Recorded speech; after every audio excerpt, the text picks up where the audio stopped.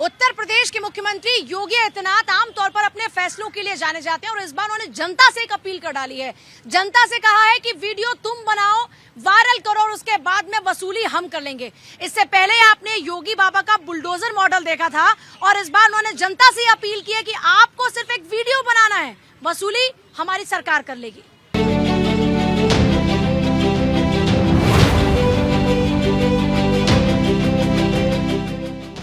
उपद्रवियों और दंगाइयों के प्रति सीएम योगी का हमेशा से कड़ा रुख रहा है। इसी कड़ी में उन्होंने दंगाइयों और उपद्रवियों को चेतावनी देते हुए जनता से अपील की है कि अगर कोई व्यक्ति समाज की संपत्ति नष्ट करे तो आप उसे रोकिए और हो सके तो आप मोबाइल से उसको वायरल कर सकते हैं। बाकी उसके पोस्टर लगाकर उससे वसूली का काम सरकार करेगी।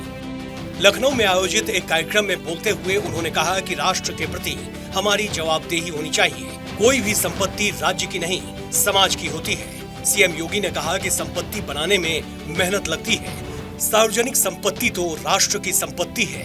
राष्ट्र की संपत्ति को नष्ट करने वाला कानून का मुजरिम है।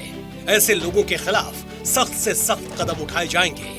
ऐसा सबक सिखाया जाएगा कि आगे वो कानून को हाथ में लेने से पहले 100 बार सोचेंगे। अब जनता इस पर क्या सोचती है, जनता की आवाज में जनता से करेंगे बात, लेकिन साथ साथ रहेंगे खास मेहमान जिनमें हमारे साथ में रहेंगे वैशाली तोमर जो कि बहुत ही जल्द हमारे साथ होंगी, मुन्ना खान हमारे साथ में कांग्रेस के लीडर हैं, नीति शर्मा हमारे साथ में पॉलिटिकल एनालिस्ट हैं, प्रियंका राणा हमारे साथ में, गिरीश मिश्रा है, अशोक शर्मा है, एहसान अब्बासी हैं, रीना गुप्ता है और मृगेंद्र चौधरी हैं, साथ ही साथ विनय सिंह हमारे साथ में समाजवादी पार्टी के प्रवक्ता। जल्दी से शुरुआत कर लेते हैं आपके पास आते हुए, क्योंकि महिलाओं के पास सबसे पहले चलेंगे। योगी जी का मॉडल पहले बुलडोजर वाला हिट हुआ और अब जनता से कह रहे हैं कि आपसे वीडियो बनाओ, वायरल होगी, वसूली हम खुद कर लेंगे। पूजा देखिए बहुत ज़रूरी है आज के टाइम में। अगर कोई भी हमारी सरकारी संपत्ति को नुकसान पहुंचाता है या कुछ भी है, देखिए जो भी उग्रवादी हैं अगर इसी तरह से तोड़फोड़ करके बचते रहे और जो महिलाओं के साथ छेड़छाड़ भी होती है, कोई दुपट्टा खींच लेता है, कोई बदसलूकी करता है, लेकिन आज के टाइम पे जब भी वीडियो वायरल होती है तो उसे पुलिस जो है सबक सिखाती है। आपने वीडियोज भी देखी होंगे किस तरह से अगर कोई भी महिलाओं के साथ बदतमीजी करता है तो थाने में अच्छे से ठुकाई होती है, मुर्गा बना करके किस तरह से फिर माफी मांगते दिखते हैं, ये भी देखा गया। तो एक खौफ, एक जो संदेश जाता है जनता में, वो बहुत जरूरी है। बख्शे नहीं जाएंगे उपद्रवी? नहीं, बख्शे तो नहीं जाने चाहिए, लेकिन मैं इस पहल की, मुहिम की बहुत दाद दूंगी और तारीफ भी करूंगी कि जो इन्होंने बुलडोजर चलाया उसके बाद ये वीडियो वायरल है। उसका मैं एक वाकया आपसे शेयर भी करना चाहूंगी। ये एक मेरा अपना पर्सनल वाकया है, मेरे कोर्ट का ही है कि एक बंदा हेलमेट उठा के ले जा रहा था, लेकिन सीसीटीवी कैमरे से वो विद इन 15 मिनट वापस करके गया उसका। लेकिन उसमें मैं एक चीज़ और मेंशन करना चाहूँगी, ये सब कानून के तहत होना चाहिए। एक हमारा अनुच्छेद आता है, आर्टिकल जिसे हम 21 कहते हैं, वो इसका दायरा है कि आपको आपकी आज़ादी भी देता है लेकिन रेस्ट्रिक्शन भी लगाता है। कहते हैं ना, आपको बोलने की आज़ादी है लेकिन उसके लिए भी सीमा है। और उसके अलावा अगर आप कोई वीडियो देते हैं, कोई भी फोटोज़ देते हैं, तो आपको भी एक सीमा दायरे में कानून के तहत, क्योंकि मैं एक एडवोकेट हूँ तो मैं लॉ अच्छे से बता सकती हूँ आपको, तो उसमें आपको आईपीसी की जो धारा अभी चेंज हो चुकी है बीएनएस में, आईपीसी की धारा है 499 एंड 500, उसमें आपके अगर आप किसी के भी मौलिक अधिकारों का हनन करते हैं तो आपके ऊपर भी कार्रवाई होगी। लेकिन मैं आ रही हूँ एक सेकंड, अपना हक की बात करना ठीक है, लेकिन सरकारी संपत्ति को कोई नुकसान पहुंचा तो क्या होना चाहिए उसका हाल? उसको कड़ी से कड़ी सजा मिलनी चाहिए। वसूली किससे होनी चाहिए? उसी से होनी चाहिए। हाँ, वसूली किससे होनी चाहिए? जो नुकसान करता है उसी से। किससे होनी चाहिए वसूली? पुलिस से होनी चाहिए। अगर कोई सामाजिक संपत्ति को नुकसान पहुंचाए, वसूली किससे होनी चाहिए? जो नुकसान करेगा वही भरेगा। उपद्रवियों का क्या हाल होना चाहिए? उनको सजा मिलनी चाहिए। क्या सजा होनी चाहिए? डिपेंड करता है कि उन्होंने करा क्या है। कोई अगर सरकारी संपत्ति को नुकसान पहुंचाए, सामाजिक संपत्ति को नुकसान पहुंचाए, कोई बस स्टैंड तोड़ने लग जाए, कोई सड़कों पर आकर तोड़फोड़ मचाए, तो क्या होना चाहिए? कड़ी से कड़ी सजा मिलनी। वसूली किससे होनी चाहिए अंकल जी? उसी से वसूली होनी चाहिए। हाँ? जो अपराध कर रहा है उसी से होना तो चाहिए। योगी जी का ये मॉडल कैसा लग रहा है? बढ़िया, फर्स्ट क्लास, बहुत बढ़िया, बहुत बढ़िया। कैसा लग रहा है? क्या कहते हैं देश का युवा? खामोश रहता है देश का युवा। क्या कहते हो भाई मेरे? देखिए, देश के युवा को इस वर्तमान समय में जो प्रश्न पूछना चाहिए वो यहाँ पर है कि बेरोजगारी क्यों है। बेरोजगारी तो ठीक है, लेकिन अभी जिस मुद्दे की बात करें पहले उस पर तो बोलो। किससे होनी चाहिए वसूली? जो नुकसान पहुंचाए उससे होनी चाहिए कि नहीं? जी होनी चाहिए। तो वीडियो बनाएगा कि नहीं देश का युवा? हाँ, बनाना चाहिए ना। उपद्रवियों की वीडियो बनाएगा युवा कि नहीं? बनाना चाहिए। बनाएंगे कि नहीं? बनाएंगे। अरे मेरे भाई आगे आओ यार, पीछे क्या छुपे बैठे हो? हाँ, बनाएंगे। तो योगी जी का मॉडल कैसा है? अच्छा है। पहले बुलडोजर वाला कैसा लगा? जबरदस्त। और इस बार वाला? एक नंबर। आगे आओ जरा, मुंह क्यों छुपाए बैठे हो, जरा आओ जरा आगे। हाँ, एक नंबर। एक नंबर वसूली होनी चाहिए, क्या कहते हैं सर? अच्छे शासक की पहचान है और हिंदुस्तान में एक पहला ऐसा मुख्यमंत्री है जिसने जनता को कहा है कि तुम मेरे सिस्टम का हिस्सा बन जाओ। इसका मतलब यह है कि तुम वीडियो बनाओ जो उपद्रवी है, किसी मजहब का, किसी धर्म का, किसी पंथ का है, उसकी वीडियो बनाकर और मेरे सिस्टम में डालो, मैं उसे वसूली करूंगा। अच्छा शासक की पहचान यही है और सुरक्षा को मजबूत करने के लिए एक अच्छा कदम है। हम इस कदम की हम सराहना करते हैं, आप इस कदम सराहना की? करते हैं। वसूली किससे होनी चाहिए सर? देखिए, वसूली तो जो अपराध करेगा उससे होनी चाहिए। उसकी बात देखिए, उपद्रव का जो आधार है ना वो फियर होता है, डर। तो आम जो जन नागरिक है, आम जनता है, आप समझते हैं कि भाई जो गरीब तबका है वो उपद्रव का बहुत बड़ा जो है उसके मतलब उसका शोषण किया जाता है, क्योंकि शक्तिशाली आदमी को तो पुलिस की सपोर्ट भी रहती है, पॉलिटिशियन की भी रहती है और जैसे हर तरह के सब उसके पास संसाधन है। तो डर जो इसका आधार रहता है उपद्रव का। अब क्या होगा अगर ये ओपनली एक सीएम कह रहा है, ये एक पॉलिटिकल उन्होंने एक डिसीजन लिया है, तो अब देखिए अब उपद्रव होता है। पॉलिटिकली कैसे है ये डिसीजन? ये पॉलिटिकल डिसीजन है, सीएम ने जो है। पॉलिटिकल डिसीजन है क्या ये योगी आदित्यनाथ का? नहीं मैम, हाँ? नहीं, पॉलिटिकल डिसीजन है क्या? नो नहीं। सबसे बड़ी बात है राजनीति नहीं है, राज्य की नीति है वो। हाँ, पॉलिटिकल नीति है। नहीं, पॉलिटिकल नीति तो होना ही चाहिए। अगर कोई उपद्रव कर रहा है तो उसको अंकल जी इधर आओ जरा। अगर उपद्रवियों का हाल देखा जाए तो कैसा होना चाहिए? बुरा होना चाहिए। वसूली किससे होनी चाहिए? उन्हीं से होनी चाहिए। उपद्रवियों का हाल क्या होना चाहिए? योगी आदित्यनाथ जी ने जो कहा है वो बिल्कुल सही कहा है। वो जो वादे पूरा न करे उन नेताओं का क्या होना चाहिए?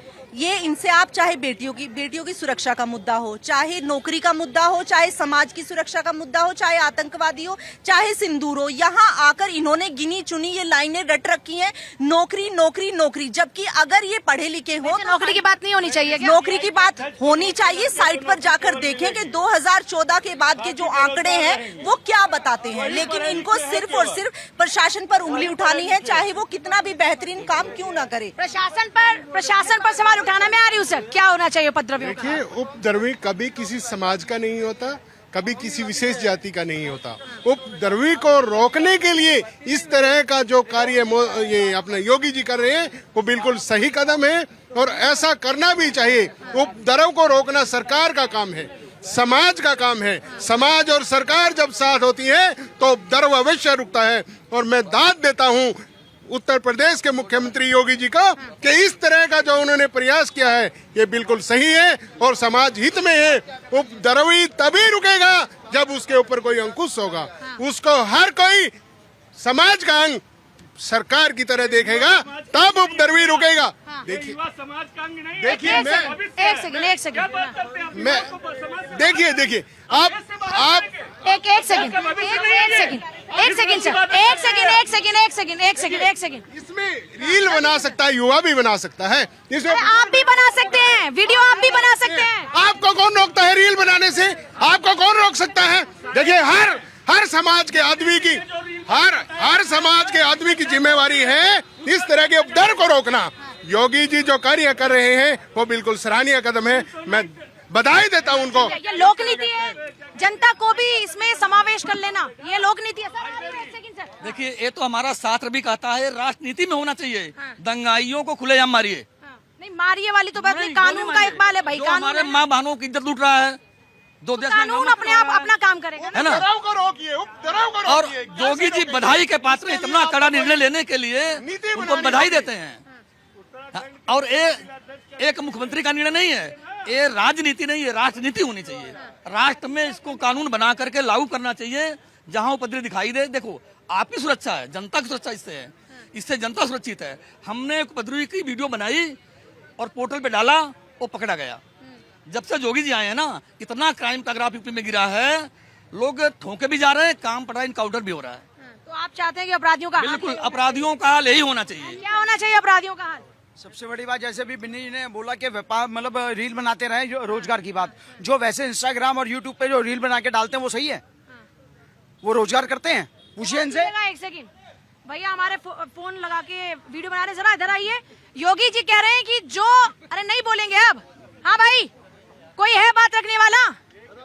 मुंह बताओ जरा, योगी जी का मॉडल ये वाला सुपर हिट होगा कि नहीं? लोगों का साथ मिलेगा कि नहीं? देखिए, लोगों का साथ तो मिलेगा, लेकिन एक चीज है, उपद्रवी क्या असल में वे उपद्रवी हैं जिनको दिया जा रहा है? मतलब तो जो वीडियो बनाएगा उसमें कोई फेक इंसानों को थोड़ी कवर करेगा। भाई एक आधा हम यहाँ खड़े हैं, यहाँ कोई ईंट मार जाए, मैं यहाँ खड़ा हूँ, मेरी वीडियो बना ली किसी ने, तुम ईंट मारोगे तो रिकॉर्ड होगा, तब तुम्हारे से वसूली होगी। मुझे पकड़ लिया अगर, फिर कैसे पकड़ लिया? तो जो तथ्य होंगे, जो पुख्ता सबूत होंगे, उसी पर होगी ना कार्रवाई। काम करना चाहिए सबूत। ये जो भाई का लॉजिक है, समझ में आ रहा है क्या? नहीं बढ़िया समझ आ रहा, भाई है मेरा, कहूँगा मैं तो। अच्छा, तो भाई के साथ हो तुम, भाई का भाई साथ, मतलब गलत का साथ देना है, तभी देश तुम जैसे लोगों के कारण ही गलत दिशा में आगे बढ़ रहा है।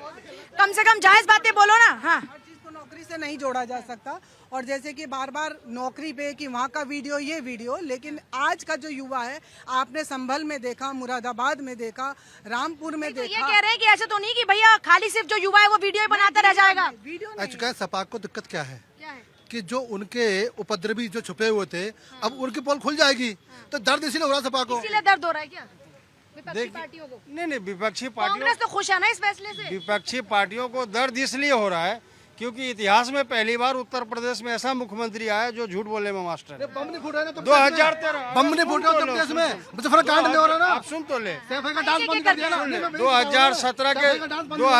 2017 के चुनाव में ये कहा गया था कि जो सबसे मेन गहन मुद्दा है उत्तर प्रदेश का, पूजा जी, वो था पलायन रोकना।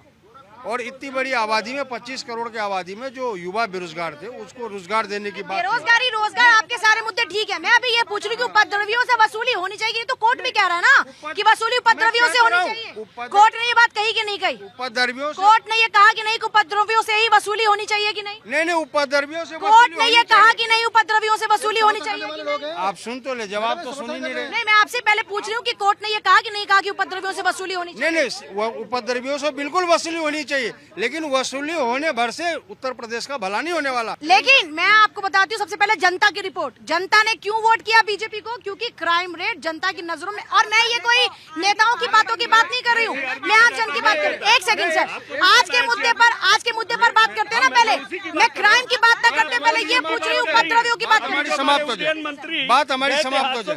देखिए, अभी जिस मुद्दे पे युवाओं को बहलाया जाता है, जिस तरीके से शमशान कब्रिस्तान, अब तो शमशान कब्रिस्तान की बात हो भी नहीं रही है। राजनीति चल रही है ये, इसी मुद्दे पे आप कहते हो कि उत्तर प्रदेश वो शमशान करते हैं तो कब्रिस्तान तो करने वाले आप ही लोग हैं ना। मैं कह रहा हूँ, अगर ये शमशान करते तो कब्रिस्तान की बात करने वाले आप लोग हैं। मैं शमशान, एक सेकंड, मैं शमशान कब्रिस्तान पे नहीं, मैं शमशान नहीं, शमशान कब्रिस्तान आज मुद्दा ही नहीं है। आज मुद्दा है कि उपद्रवियों का हाल क्या होना चाहिए, क्या होना चाहिए उपद्रवियों का हाल। इधर आओ भाई, क्या वो नहीं पता? अंकल जी इधर आइएगा, इधर आओ भाई, तुम इधर आओ। अंकल जी, क्या होना चाहिए उपद्रवियों का हाल? आगे आओ थोड़ा सा, क्या होना चाहिए उपद्रवियों का हाल? जो तोड़फोड़ मचाए, जो सामाजिक और जो भी सार्वजनिक संपत्ति को नुकसान पहुंचाए, उसका क्या होना चाहिए? उससे बीच राह पे लाके गधे पे बैठा के गंजा करा के उसे दौड़ाना चाहिए। ये उपद्रवियों के साथ जो उनको भड़काते वहाँ तक वसूली कौन है भड़काने वाले लोग? और दूसरा भड़काने वाले लोग कौन है? जो भी पीछे है, नेता हो या अभिनेता हो, नेताओं के खिलाफ होना चाहिए एक्शन। जो भड़काए उन पर भी होनी चाहिए कार्रवाई। बिल्कुल होनी चाहिए। और मैं तो ये कहती हूँ, पूजा जिस युवा की बात कर रहे हैं, वही युवा अगर प्रोटेस्ट के नाम पर सरकारी संपत्ति या पब्लिक प्रॉपर्टी जो हमारे मेहनत की कमाई है, हमारे टैक्सेस से ली जाती है, अगर उसको नुकसान पहुंचाएंगे तो उनको सबक सिखाने का काम भी सरकार का होता है। और मैं तो ये कहूंगी कि भाई सरकार का काम क्राइम को रोकना है। आप सिर्फ राजनीति करके सिर्फ रोजगार रोजगार रोजगार, अरे रोजगार तो उन लोगों को मिलेगा ना। आप ये कहते हैं वो युवा रील बना सकते हैं जो महिलाओं के साथ बलात्कार हो रहा है, उनके साथ छेड़छाड़ हो रही है, चुपचाप खड़े हैं, तब तो कुछ कहते नहीं है, लेकिन रील बनाने में उनका रोजगार जुड़ जाता है। कैसे युवा है फिर वो?